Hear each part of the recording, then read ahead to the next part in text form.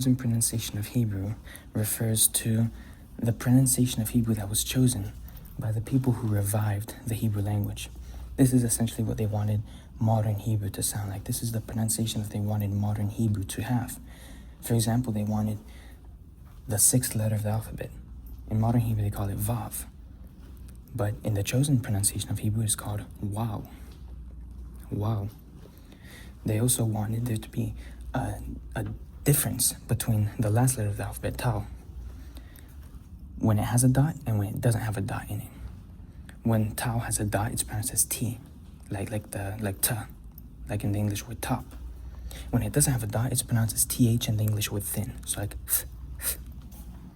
And there are other differences, but just to give you an overview of what the chosen pronunciation of Hebrew is, this is what the people who revived the Hebrew language wanted modern Hebrew to sound like.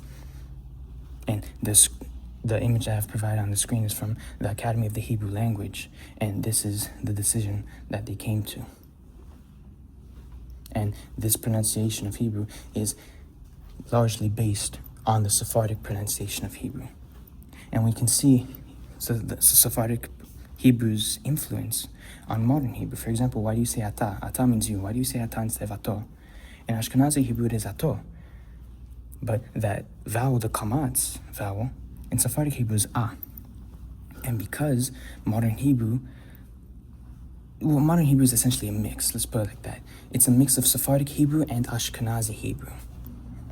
And we see Sephardic Hebrew's influence in the vowels, definitely, as well as with the letter tav. In modern Hebrew, it's tav, and in the chosen pronunciation of Hebrew and in Sephardic Hebrew, it's called tau. In modern Hebrew, there is no difference between whether the tau has a dot or no dot. In Ashkenazi Hebrew, there's a difference. In chosen Hebrew, there's a difference. But in Sephardic Hebrew, the standard pronunciation, it's always T, whether it has a dot or not. And that carries into modern Hebrew.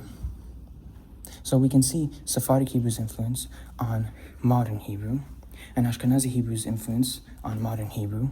For example, the ayin is a silent letter. They just say ayin instead of ayin. The eighth letter of the alphabet is called chet instead of heth. In Sephardic Hebrew, it's het, and it's a lot softer than the ch sound. These are some